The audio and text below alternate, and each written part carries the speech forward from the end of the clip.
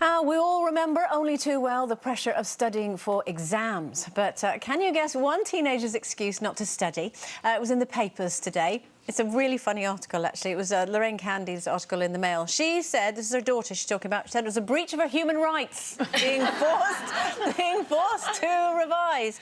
Really? Really? Well, I was never forced to revise, and my parents were never, like, pushy and, like, put me under any pressure whatsoever. But for some reason, I put myself under an enormous amount of pressure, and to the point where I would actually be physically sick. You know, I'd panic so much about the exams coming up, thinking if I didn't get the right grades, then I wouldn't get a job, then I'd have no money, and, you know, all this whole thing. And I don't know where it stemmed from. You know, both my parents are very confident people, never put the pressure on me, but somehow I manifested it myself. Did you worry you'd maybe be letting them down if you Probably. didn't do well? I kind of one of those who wanted to please everybody. Yeah. And so when everyone else turned up for the exams, I was at home ill, and then my parents have to send a note in, and then like, a few days later I'd be sitting by myself outside headmaster's office with all the noise and commotion going on, trying to do my exams. And I feared for my son, who's 10, he's experiencing his first exams at school, and it was the weekend before his first test, and I realised that he didn't have one of his science books or something. And I felt like I was going through my exams again, and I had to walk away so I didn't let him see my panic. And sort of just shut myself in a room and thinking, this is all from my experience when I was younger. And I walked out the room smiling. Don't worry, darling, you'll be fine. And of course, he just sailed through it. He said, oh, the exam was fine.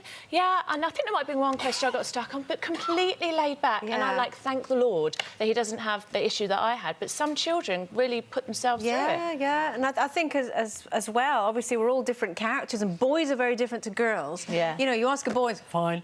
How did it go? All right. You know, whereas I think girls do stress a wee bit more. But when I was at secondary school, I'd already started acting. I started acting from when I was 10, so when it came to exam time, I didn't really worry because I knew what I wanted to do from such a young age that, you know, I did my exams, but I didn't do very well in them. But then when my kids came to do it, the two girls, Lauren and Bobby, they sort of just did it themselves. They'd go up to their room, revise and everything. Whereas Louis, who wanted to get into college and needed 4 Bs, I actually had to sit down with him and say, no, that's not good enough, do that again.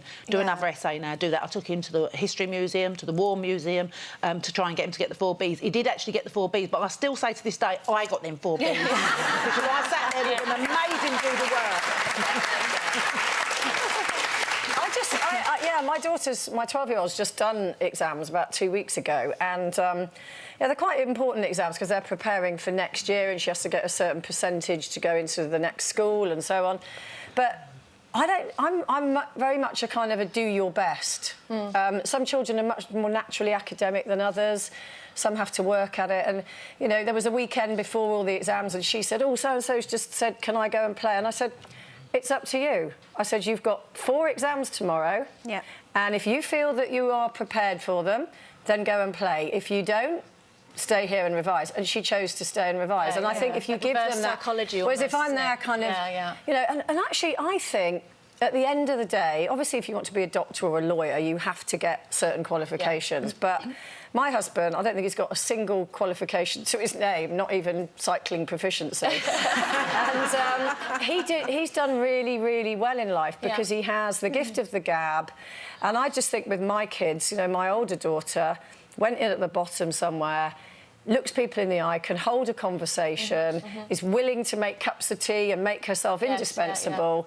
And they actually do really, really well in the workplace, got good people as skills. much as kids that have got 12 A stars that can't talk to somebody, you know. I was being made feel guilty at some point when I was taking my children in and out of school, when we would take them out on tour when Red was working. But then my argument was, well, actually, I'm giving them an education out on tour.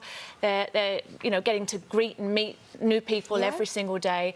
Took them to Asia, to Africa, to other continents, different cultures and languages. And I think that was an education in itself. And they're such confident boys and very caring and understanding. It's an all-round thing, I think at this age, you know, sort of 10 to 12 or whatever, I don't really get het up. But I remember with my older daughter, the one that was really...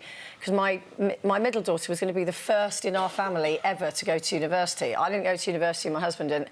And I really felt then there was a real pressure on her, and it was the A-level results. It was the sort of the opening of that envelope, and it was like, are you going to university or aren't you? What's you your know? future to hold? Yeah, really really stressful. So I think actually that age group, you know, there's the report today about a quarter of 13. suicides, you know, linked to exam stress, and it's terrible. It's terrible.